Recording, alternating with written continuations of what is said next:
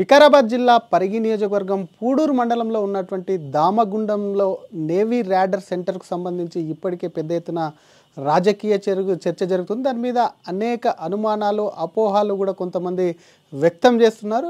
ఇదే ప్రాజెక్టు పైన మనతో మాట్లాడడానికి చెవెళ్ళ ఎంపీ కొండ విశ్వేశ్వరరెడ్డి ఉన్నారు. అసలు ఆయన అడిగి తెలుసుకుందాం. అసలు ఈ ప్రాజెక్టు ఇంతకు దేన్ని ఉద్దేశించి పెట్టారు, ఈ ప్రాజెక్ట్ అక్కడికి వస్తే మంచిదా చెడుదా అనేది ఒక్కసారి ఆయనతో మాట్లాడించే ప్రయత్నం చేద్దాం.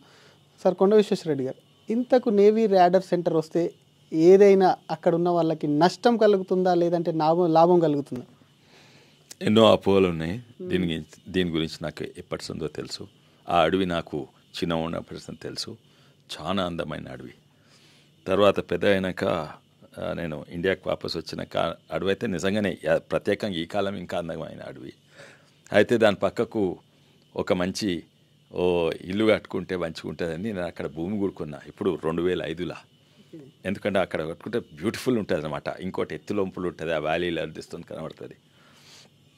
కానీ తర్వాత తెలిసింది ఆ అందమైన అడవిలో యాంటీనా వస్తుంది. యాంటీనా వస్తే అందం మొత్తం పోతుంది. వాస్తవం. నాకు చూస్తే యాంటీనా కనబడుతుంది.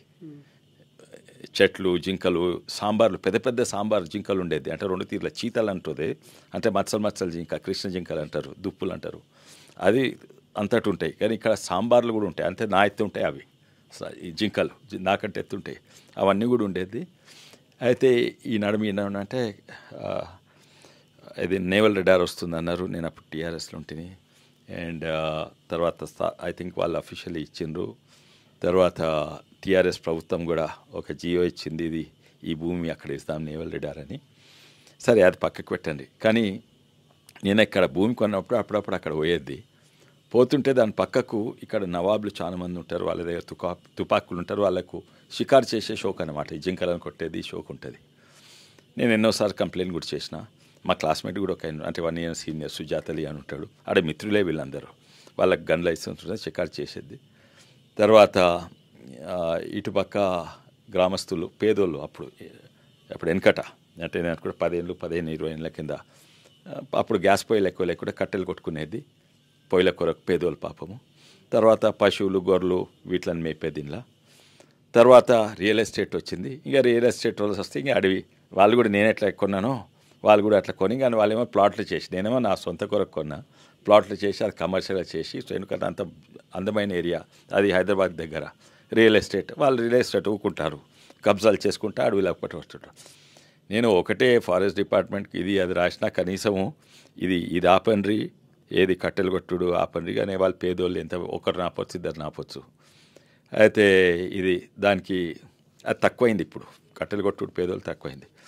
అయితే వీళ్ళను కాంపౌండ్ వాళ్ళు కట్టమంటే ఆఖరికి కొన్ని జాగాల్లో ట్రెంచ్ చేసిండు.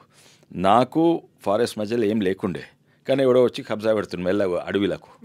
అయితే కనీసం ఏంటంటే వాళ్ళ ఏదో పైసలు లేకుండా ట్రెంచ్ చేసిండ్రు, ట్రెంచ్ తోవిండ్రు. కానీ చుట్టేయలేదు. 2900 ఎకరాలు దాదాపు ఆడాడ ట్రెంచ్ చేసిండ్రు. ఇది ఆపగలగలేదు, ఇష్టం ఉన్నట్టు పోయి కొట్టుకునేది. అయితే నేనన్నా ట్రెంచ్ వేస్తే మొత్తమే అని కాదు, ట్రెంచ్ కాదు మీరు ఫెన్స్ వేయండి అని. ఫెన్స్ వేస్తే ఎవరు పోరాదు. ఫెన్స్ వేసుడే కాక మధ్యల నుంచి రోడ్ వేసింది టీఆర్ఎస్ ప్రభుత్వం. అడవి మధ్యల నుంచి రోడ్ వేసింది, డాంబర్ రోడ్డు. ఇప్పుడు కట్టెలు కొట్టుకునే వాళ్ళు తక్కువైంది, గ్యాస్ పొయ్యిలు వాడుతున్నారు కదా.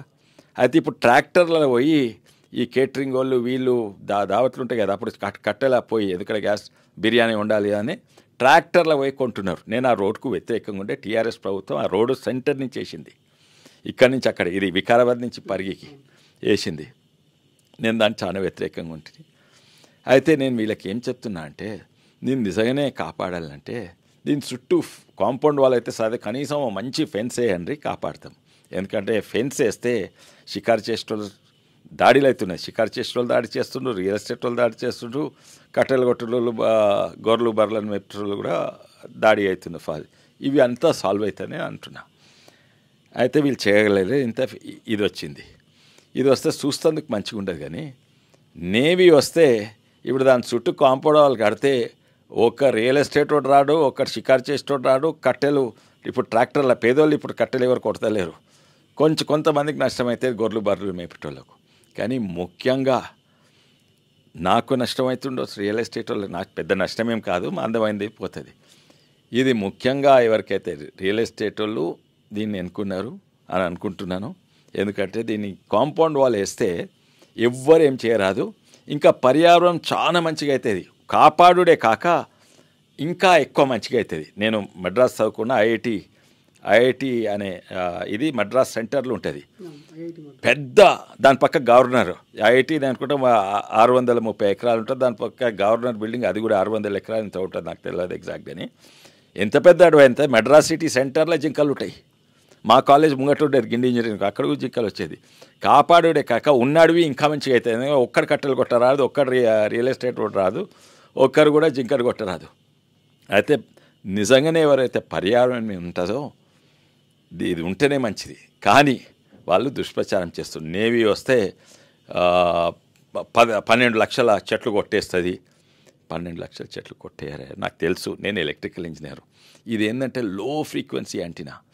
ఈ సిగ్నల్స్ భారతదేశం పెనిన్సులర్ ఇండియా అంటే దక్షిణ భారతదేశం సెంటర్లో పెడితే ఇక్కడ ఈ సిగ్నల్స్ 2000 కిలోమీటర్లు పోతాయి.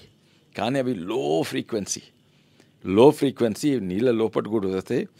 మనుషులను లోపటి నుంచి ఆ సిగ్నల్ వస్తే మనిషి లోపటి నుంచి పోతుంది, కానీ మనిషికి ఏమీ కాదు. అన్నిట్లో ultra low frequency, very low frequency అనుకుంటుంది, ఏమీ కాదు. అండ్ ఈ సిగ్నల్ ఇక్కడి నుంచి ఏదో గింత దూరం ఒక 2 కిలోమీటర్లు 3 కిలోమీటర్ కాదు. ఇప్పుడు సెల్ ఫోన్ టవర్లు ఉన్నాయి, అవి హై ఫ్రీక్వెన్సీ, అవి మ్యాక్సిమం 10 కిలోమీటర్లు అవుతాయి. ఇది 2000 కిలోమీటర్లు. సబ్మెరీన్లను కూడా గుర్తుపడుతుంది, అంటే నీళ్ళ లోపల పోయే జహాజ్. పాకిస్తానీ, చైనా, జపాన్ ఇవన్నింటినీ. అయితే దేశ భద్రత కూడా చాలా ఇంపార్టెంట్. కానీ అది పక్కకి పెడదాం. దేశ భద్రత, పర్యావరణం మీద ప్రేమ ఉన్నోళ్ళు కూడా దీని కాంపౌండ్ పెడితే రక్షిస్తారు. అండ్ ఎన్ని చెట్లు పోతాయంటే వాళ్ళు అసెస్మెంట్ చేసిండ్రు, 1,93,000 చెట్లు పోతాయి. అవి కూడా నాకు ఆ అడవి తెలుసు. ఏదో పెద్ద చెట్లు ఆ గుడి దగ్గర ఉన్నాయి. శివాలయం చాలా అందమైన శివాలయం ఉన్నది. దాన్ని ఎవరు ముడతలేరు. దాని దగ్గర పెద్ద మర్రి చెట్లు ఉన్నాయి. అవి తప్ప తక్కిందన్నీ స్ట్రబ్ ఫారెస్ట్, అంటే మన ముడిమాల కంచి ఉంటుంది చూడ అంత ఉంటుంది. కొన్ని చెట్లు కొంచెం పెద్దగా ఉంటాయి. పెద్ద మన వెస్టర్న్ ఘాట్స్ ఉన్నట్టు రెయిన్ ఫారెస్ట్ ఉన్నట్టు చెట్లు కాదు. అయితే అవి పోతాయి. అది మోస్ట్ ఆఫ్ ది చెట్లు నా అయితే ఉంటాయి 6 ఫీట్లు 5 ఫీట్ 10 ఫీట్ కొన్ని ఉంటాయి. ఆ గుడిలో ఏమో పెద్ద మర్రి చెట్లు ఉన్నాయి. ఆ గుడిని ముట్టుకుంటే లేరు, గుడికి పోవచ్చు రావచ్చు. తర్వాత దీని చెట్లు ఏదైతే పోతాయో దానికంటే 10 ఎక్కువ పెడుతున్నారు. అండ్ చట్టాలు ఉన్నాయి. ఒకవేళ దేశానికి కొరకో, ఒక రోడ్ కొరకో, ట్రాన్స్ఫార్మర్ కొరకో, ట్రాన్స్మిషన్ లైన్ కొరకో, బ్రిడ్జ్ కొరకో అడవి వాడుకుంటే దాన్ని కాంపల్సరీ అఫారెస్ట్మెంట్ ఉంటుంది. ఆ చట్టం ఉన్నది, దాని ప్రకారంగా చేస్తారు. ఉన్నదానికంటే ఉన్నదేమో ఇంకా మంచిగా అవుతుంది. దీన్ని అందుకునే దేవుడు మాజీ సీఎం కొడుకు కేటీ రామారావు అంటాడు, ఇది అది ఏదో స్టేట్మెంట్ ఇస్తుండు. మేమున్న 10 ఏళ్ళు కూడా ఆ ప్రాజెక్టు రాకుండా అడ్డుకున్నాము. ఇప్పుడు వచ్చినటువంటి గవర్నమెంట్ కేంద్ర ప్రభుత్వం కలిసి కుట్రలు చేసిందని చెప్పి రాకుండా ఫస్ట్ ఆయన రోడ్ ఎందుకు వేసిండు, అక్కడి నుంచి మధ్యలో నుంచి రోడ్ వేసిండు, ఖరాబ్ చేసిండు. ఇది వాళ్ళ చట్టమే తీసుకొచ్చిండు. ఇది జియో 44 అనుకుంటా, వాళ్ళే దానికి కేటాయించిండ్రు. 10 ఏళ్ళ ఎవరుండే ప్రభుత్వం? టీఆర్ఎస్ ఉండే కదా, టీఆర్ఎస్ ప్రభుత్వం. ఇప్పుడేమో దాన్ని అడ్డుకుంటున్నారు. అయితే ఇవన్నీ కానీ ఇక టీఆర్ఎస్ పోయిన సంగతి, వాళ్ళు అడుక్కున్నా లేకున్నా ఫండింగ్ కూడా చేస్తుండట. ధర్నా చేయండి ఇదని ఫండింగ్ చేస్తుండ్రు. కానీ దీని ఇంకా పెద్ద శక్తులు కూడా ఉండొచ్చు, లెఫ్టిస్ట్ ఆర్గనైజేషన్స్ ఉండొచ్చు. ఏంటంటే ఇది దేశానికి వ్యతిరేకంగా, దేశానికి భద్రత, దాన్ని వ్యతిరేకిస్తుండ్రా వాళ్ళు. జస్ట్ ఇది అడిగిపోతుందని ఆ ఉద్దేశాలు కూడా ఉండవచ్చు. టీఆర్ఎస్ ఉంటే ఇప్పుడు ఎవడు పట్టించుకుంటే లేడు. ఇగో గట్లాంటి అబద్ధాలు. ఇప్పుడేమో ఎగురుతున్నాడు, మేము కాపాడలేదు, ఆయనలే ఇచ్చిండ్రు. దీని వెనక ఇది కూడా ఉన్నది. వాళ్ళు క్యాంటోన్మెంట్ భూమి అడిగినరు, ఇది బేరం పెట్టుకొని మీరు మా క్యాంటోన్మెంట్ భూమి వస్తే గీది ఇస్తా అని. అండ్ జియో పాసే చేసిండ్రు. అది టీఆర్ఎస్ ప్రభుత్వమే 2017లో. ఆ పిచ్చోళ్ళతో పట్టుకోరాదు, అది పోయినది ఇది దాన్ని. కానీ దీని వెనక ఇంకా యాంటీ నేషనల్ శక్తులు ఉన్నాయని నాకు డౌట్ ఉన్నది. కానీ కొంతమంది పర్యావరణవేత్తలు కూడా అదే అంటున్నారు సార్. అంటే కొంచెం ఎక్కడో అభివృద్ధి చెందినటువంటి దేశాలు, అమెరికా లాంటి దేశాల్లో రాడార్ సెంటర్స్ను క్లోజ్ చేస్తున్నారు. అక్కడ కూడా వ్యతిరేకత కూడా వచ్చింది. కాబట్టి మరి ఇప్పుడు ఆ రాడార్ టెక్నాలజీ కన్నా ఇంకా టెక్నాలజీ అభివృద్ధి చెందింది, కానీ ఇప్పుడు ఇక్కడ చేపట్టాల్సిన అవసరం ఏమి? నిమిషం క్లోజ్ చేస్తలేరండి. పాతయి లో ఫ్రీక్వెన్సీ ఉండే అవి క్లోజ్ చేస్తున్నారు. ఇది లేటెస్ట్ టెక్నాలజీ, ఇంకా లో ఫ్రీక్వెన్సీ. హై ఫ్రీక్వెన్సీ అయితే ఆమెతే మనం మైక్రోవేవ్ పెడతాం చూడు, అది వెరీ హై ఫ్రీక్వెన్సీ. ఇంకా మన సెల్ ఫోన్లో హై ఫ్రీక్వెన్సీ. అప్పుడు సెల్ ఫోన్లో వచ్చినప్పుడు కూడా ఇంకేమన్నా ఇంతో అంత కొంచెం నష్టం అయితే సెల్ ఫోన్స్ తోటి అవుతుంది, కానీ దీంతో కానే కాదు. ఒక్క సైంటిఫిక్ స్టడీ లేదు. ఉన్న లో ఫ్రీక్వెన్సీ కొన్ని చేస్తలేరు. ఇంకోటి ఉన్నాయి కొన్ని, అవి నడుస్తున్నాయి, మా భారతదేశం కూడా ఉన్నాయి. అది అంత పెద్ద లో ఫ్రీక్వెన్సీ, వెరీ లో ఫ్రీక్వెన్సీ కాదు. అండ్ ఎక్కడ బంద్ చేస్తలేరు, పాత టెక్నాలజీ కొన్ని బంద్ చేస్తున్నారు అంతే. వీళ్ళన్నీ దుష్ప్రచారం. ఇప్పుడు ఒక దుష్ప్రచారం ఏమో 12 లక్షల చెట్లని, ఇంకోటేమో వేరే దగ్గర బంద్ చేస్తుందని, ఇంకో దుష్ప్రచారం ఏంటంటే ఇది మన హెల్త్కు, ఆరోగ్యానికి మంచిది కాదు అంటే. నిజంగానే 30 గ్రామాలు కూడా నష్టపోతాయి, మానవ కష్టం. ఈ లో ఫ్రీక్వెన్సీ ఎంత దూరం పోతాయి అంటే 2000 కిలోమీటర్లు పోతుంది. అంటే ఇక్కడి నుంచి బాంబే, ఇక్కడి నుంచి విజయవాడ, ఇక్కడి నుంచి కన్యాకుమారి, ఇక్కడి నుంచి మధ్యప్రదేశ్ అందరికీ హెల్ప్ కరా అవుతుందా? అయితే ఇదన్నీ దుష్ప్రచారం చేస్తున్నారు. ఇటువంటి ఎన్నో దుష్ప్రచారాలు చేస్తున్నారు. ఇంకోటి ఏమంటారు, మూసీ నదికి, అరే వాళ్ళకు ఎకాలజీ తెలియకొని టోపాలజీ కూడా తెలియదా? టోపాలజీ అంటే ఎటు స్లోప్ ఉంది, ఏ నీళ్ళు ఎటు పోతాయి, అక్కడ పట్ట ప్రతి సుక్క ఈస్ట్ నుంచి వెస్ట్ పోయే నదులు ఇవి ఏం లేవు. అన్నీ వెస్ట్ నుంచి పర్మనెంట్ నుంచి తూర్పు పోయేటివే ఉంటాయి. అయితే నదులు కానీ ఒకటే ఒక నది ఉన్నది, అది మా రంగారెడ్డి జిల్లా, అది కాగ్నా. ఇక్కడ దామగుండంలో పడ్డ ప్రతి వాన సుక్క అక్కడనే నేను పోతే కర్ణాటకకు అది కాగ్నా నదిలో కలుస్తుంది, కానీ మూసీ నది. ఇది అవగాహన లేదు, ఏం లేదు. 90% బయటోళ్ళు పే చేస్తున్నారు, ఎవరో ఫండింగ్ చేస్తున్నారు. కేటీఆర్ చేస్తే చేసుకొని, ఇప్పుడు వాళ్ళకి పని ఏం లేదు కదా, చేస్తే చేసుకొని. కానీ దీని వెనుక ఇంకా యాంటీ నేషనల్ శక్తులు ఉన్నాయని నాకు డౌట్. కొంతమంది గ్రామస్తులు కూడా కొంత అనుమానం వ్యక్తం చేస్తున్నారు సార్ దానికి సంబంధించి. ఎందుకంటే మాకు గతంలో ఎప్పుడైతే ఈ ప్రాజెక్ట్ వచ్చిందో, ఈ ప్రాజెక్టు పూర్తి వివరాలు తెలియకుండా వస్తే ఉద్యోగాలు వస్తాయని చెప్పారు. ఒకవేళ సంతకాలు పెట్టమన్నారు. అప్పుడు ఉన్నటువంటి సర్పంచ్ కానివ్వండి, ఆ గ్రామానికి సంబంధించి తను చదువుకోలేదు, బెదిరించారు. ఒకవేళ మీరు సంతకాలు పెట్టకపోతే గన్ను పెట్టి మరి సంతకాలు తీసుకుంటారని, ఇటువంటి బెదిరింపులతో మా సంతకాలు తీసుకున్నారు. ఇంత పెద్ద ప్రాజెక్టు నష్టం వాటిల్లుతుందని చెప్పి వాళ్ళ అనుమానం. నేను అక్కడ ఎంపీ ఉంటిని, ఆ ప్రాంతం ప్రతి ఒక్కరు తెలియదు, అది ఫస్ట్ టైం వింటున్నాను. ఇది వీళ్ళు చెప్పిస్తుండొచ్చు నోత్తోటి. ఎవరో టీఆర్ఎస్ ఒకరిద్దరు టీఆర్ఎస్ వాళ్ళు ఉండవచ్చు, లేకపోతే ఎవరికో ఓ పేదోనికి పైసలు ఇచ్చి చెప్పిస్తుండొచ్చు. అంతే. దీని వెనక డబ్బు ఉన్నది 100%. ఇది రియల్ ఎస్టేట్ ఉందా, ఆ టీఆర్ఎస్ మాజీ సీఎం కొడుకు రామారావుది ఉందా, అది ఉన్నా పర్వాలేదు, కానీ దీని వెనక యాంటీ నేషనల్ శక్తులు ఉన్నాయా, అది కూడా నాకు డౌట్. ఏమైనా స్థానికులకు ఉద్యోగాలు వచ్చే అవకాశం ఉందా సార్ అక్కడ? తప్పనిసరి. అయితే దీనికి ఏమైతే అంటే, ఇది ఇంకో వివరాలు చెప్పలేదు. ఏంటంటే వాస్తవం, కొంచెం చెట్లు పోతాయి, కొంచెం ఫారెస్ట్ నష్టం అవుతుంది. 47% కవరేజ్ ఉంటుంది. ఇది 2900 అంటే అందాజా 3000 అనుకోండి. 48 అంటే దాదాపు 50 అనుకోండి. అందాజా 1400 ఎకరాలు ఈ యాంటీనా ఉంటుంది. కానీ 1400 ఎకరాలు సాఫ్ చేయరు. ఈ యాంటీనా ఎటువంటి పొడుగుంటాయి, అది ఓన్లీ 20 ఫీట్లు 20 ఫీట్లు అనుకుంటా ఫుట్ ప్రింట్ యాంటీనాది. అటువంటి ఎత్తు పోతాయి, అటువంటి 3-4 ఉంటాయి, కొన్ని జాల 20 కూడా ఉంటాయి. గింతే పోతుంది, గక్కడనే చెట్లు కొడతారు. యాంటీనాతో అసలుకి ఏం నష్టం కాదు. చూస్తేందుకు నాకు మంచిగా ఉండదు. ఒకవేళ ఆడ ఫామ్ హౌస్ కట్టుకుని చూస్తే అడవి కాదు, యాంటీనా కడుతుంటాయి, అది ఇట్స్ బయట. కానీ దాంతో ఏమి పర్యావరణం అవుతుంది. కానీ దానికి సపోర్ట్ స్టాఫ్ ఉంటారు, ఆఫీస్ ఉంటుంది, లివింగ్ క్వార్టర్స్ ఉంటారు, ఓ చిన్న డిస్పెన్సరీ హాస్పిటల్ ఉంటుంది. దానికి బిల్డింగ్లు కట్టాలి. బిల్డింగ్ కట్టిన దగ్గరనే అయితే 1400 1400 ఎకరాలు వస్తుంది. ఆ 1400 ఎకరాల 5-10% ఇది కవరేజ్ ఉంటుంది ఈ బిల్డింగ్స్. అందులో యాక్చువల్ యాంటీనా ఓన్లీ 1% ఉంటుంది. దానికి క్యాంపా వల్ల అంటే కాంపన్సేటరీ అఫారెస్టేషన్ చట్టం ప్రకారంగా కాంపెన్సేషన్ దీని బదులు ఇంకెక్కడనే చేస్తారు. కానీ ఇంకొంతమంది అక్కడ ఉన్నటువంటి చాలా ఏళ్ళు ఉన్నటువంటి రామలింగేశ్వర స్వామి టెంపుల్ ఉంది. అక్కడ ఏడాదికోసారి ఉత్సవాలు కూడా జరుగుతుంటాయి. అలాగే అడవి మీద ఆధారపడి ఆ చుట్టుపక్కల గ్రామాలు వాళ్ళకి సంబంధించినటువంటి పశువులను వాటన్నిటిని కూడా మేపుకుంటారు. ఆ టెంపుల్కు వెళ్ళడానికే కూడా పర్మిషన్ తీసుకోవాల్సి వస్తుంది. లేదంటే అడవిలో ఏదైనా సరే పశువులను తీసుకెళ్లాలంటే కూడా ఇబ్బందులు తలెత్తుతాయన్న అనుమానాలు కూడా ఉన్నాయి. 100% అని పశువులకు తీసుకువద్దందుకు ఇప్పుడు ఒక్కసారి ఫెన్స్ వేస్తే పశువులను తీసుకురాదు. కానీ వాళ్ళు కాదు చేసేది. ఇక్కడనో ఉన్న కరీంనగర్ రామారావు, తర్వాత ఇంకెక్కడనో ఉన్న లెఫ్ట్ ఆర్గనైజేషన్స్, తర్వాత పక్కకున్న రియల్ ఎస్టేట్ వాళ్ళకి ఇబ్బంది. ఇప్పుడు మా మిత్రులు కూడా మా ఎవరైతే నవాబ్లు ఆడు ఉన్నారో వాళ్ళు కూడా షికారు బంద్ చేసిండ్రు. వాళ్ళకు కూడా పెద్ద అభ్యంతరం లేకుండొచ్చు, ఉంటుండొచ్చు. వాళ్ళకి అభ్యంతరం, కానీ గ్రామస్తులను ఎగేస్తున్నారు. గుడికి 200% ఓట్స్. ఆ గుడి ఇంకా మంచిగా అవుతుంది ఏమన్నంటే. అండ్ అది కూడా చాలా, నేను కూడా 300-400 ఏళ్ళు మర్రి చెట్లు పెద్ద ఉంటాయి, మధ్యలో గుండెం ఉంటుంది. వానకాలం గుండెల నుంచి నీళ్లు బయటకు వచ్చి పారుతాయి, అడవిలోకి పారుతాయి. ఇవన్నీ చాలా ఆనందమనే జాగది.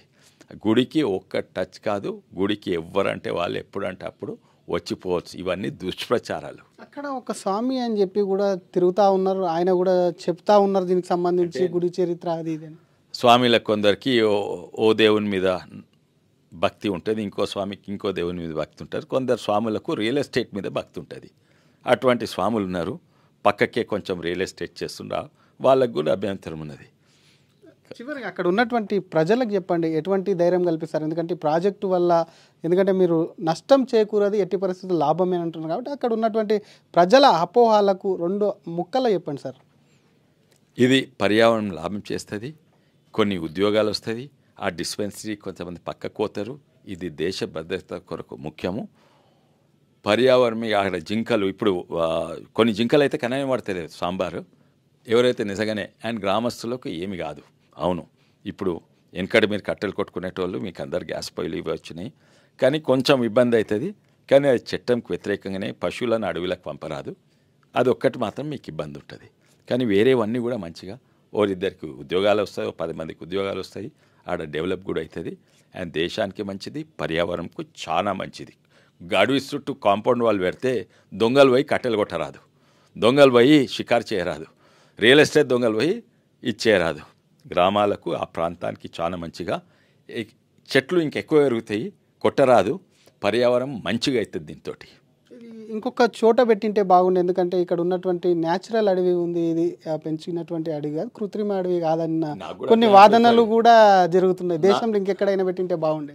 లేదు, ఇది సెంటర్, పెనిన్సులర్ ఇండియాలో సెంటర్లో ఇదే స్పాట్. అంటే అవును, కొంచెము 100 కిలోమీటర్ అటు ఇటు పెట్టవచ్చు, కానీ ఈ దాదాపు ఈ ఏరియాలనే పెట్టాలి. ఇంకోటి ఇది డక్కన్ ప్లాటో హైట్ మీద ఉన్నది, ప్లస్ పెనిన్సులర్ ఇండియాలో సెంటర్లో ఉన్నది. అవును, ఇక్కడ పెట్టేవాదు ఇంకా 100 కిలోమీటర్లు 50 తాండూరు దగ్గర పెట్టవచ్చు, ఇక్కడ పెట్టవచ్చు, అక్కడ పెట్టవచ్చు. అండ్ అగ్రికల్చర్ భూమిలో పెడితే అప్పుడు నష్టమైతే, ఎందుకంటే దాదాపు 1500 ఎకరాల అగ్రికల్చర్ భూమి ఇక్కడ పెడితే, అవును అడవికి ఎంత నష్టమవుతుంది? కొంచెం 1% నష్టమవుతుంది, 100% లాభం అవుతుంది. అది కోర్ట్ అఫిడవిట్లో కూడా 0.4 సంథింగ్ ఎంత ఉంది. అవును, నష్టమవుతుంది, కొంచెం నష్టమవుతుంది, లాభం చాలా ఎక్కువ అవుతుంది. మీరు ఐఐటి మెడ్రాస్కి పోయి చూడండి, అది ఐఐటి కట్టినప్పుడు మొత్తం ఐఐటి చుట్టూ కాంపౌండ్ వాల్ అయింది. వాళ్ళ ఉద్దేశం ఏంది? Technology, artificial intelligence, mechanical, electrical engineer చెప్పారు. కానీ వాళ్ళు అనుకోకుండా ఆ కాంపౌండ్ వాల్ అడవి పెద్దగా పెరిగింది. ఇప్పుడు ఎన్నో వందలాది జింకలు ఉన్నాయి అక్కడ.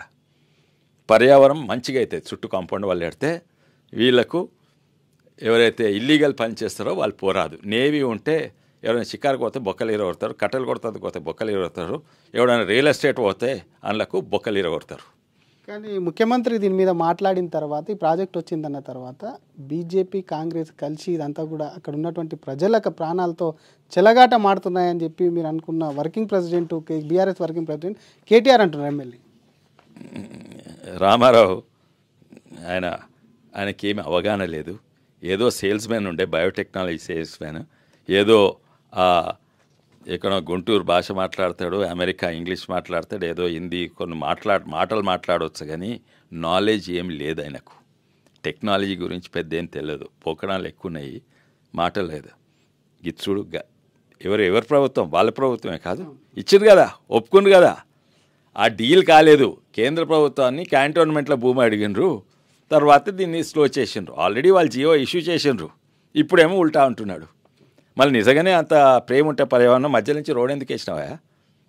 థ్యాంక్ యూ కొండ విశ్వేశ్వరరెడ్డి గారు. ఇది అసలు దామగుండం ప్రాజెక్టుకు సంబంధించి ఎవరు దాని మీద అనుమానాలు, అపోహలు పెట్టుకోవద్దు. ఎందుకంటే ఆ ప్రాజెక్టు వల్ల ఎటువంటి నష్టం జరగదు, చాలా లో ఫ్రీక్వెన్సీ. దానికి సంబంధించినటువంటి చెట్లు 0.4 అంటే చాలా తక్కువ మోతాదులో చెట్లు అందిస్తారు. దానికి 10 దాదాపుగా అంటే అక్కడ తీసినటువంటి చెట్లకు ఒక 6 నుంచి 10 చెట్లు కూడా పెంచుతారు. అలాగే దీని వెనకాల దేశ భద్రత అనేది, దానికి సంబంధించి దేశ వ్యతిరేకులే దీన్ని వ్యతిరేకిస్తున్నారు. అలాగే కేటీఆర్కు హయాంలో అటు టీఆర్ఎస్ హయాంలోనే దీనికి పర్మిషన్ ఇచ్చారు. గతంలో కంటైన్మెంట్ భూముల కోసం కూడా అక్కడ భూమి ఇవ్వాలంటే బ్లాక్మెయిల్ చేసేటువంటి పరిస్థితి కూడా ఉండే కాబట్టి ఖచ్చితంగా దేశ విచ్ఛిన్న శక్తులే దీని వెనకాల ఉండే ఒక పేమెంట్ బ్యాచ్ లాగా ఏర్పడి దీన్ని వ్యతిరేకిస్తూ అక్కడ ఉన్నటువంటి స్థానిక ప్రజలకు కూడా అపోహాలు అనుమానాలు కలిగిస్తున్నారంటూ కూడా చెవెళ్ళ ఎంపీ కొండ విశ్వేశ్వరరెడ్డి అంటున్నారు. కెమెరామెన్ పరశురామ్తో శ్రీధర్, RTV హైదరాబాద్. మరిన్ని వీడియోస్ కోసం ఛానల్ ని సబ్స్క్రైబ్ చేయండి. లేటెస్ట్ అప్డేట్స్ కోసం వాట్సాప్ ఛానల్ ని ఫాలో చేయండి. అండ్ లింక్ డిస్క్రిప్షన్ లో ఉంది.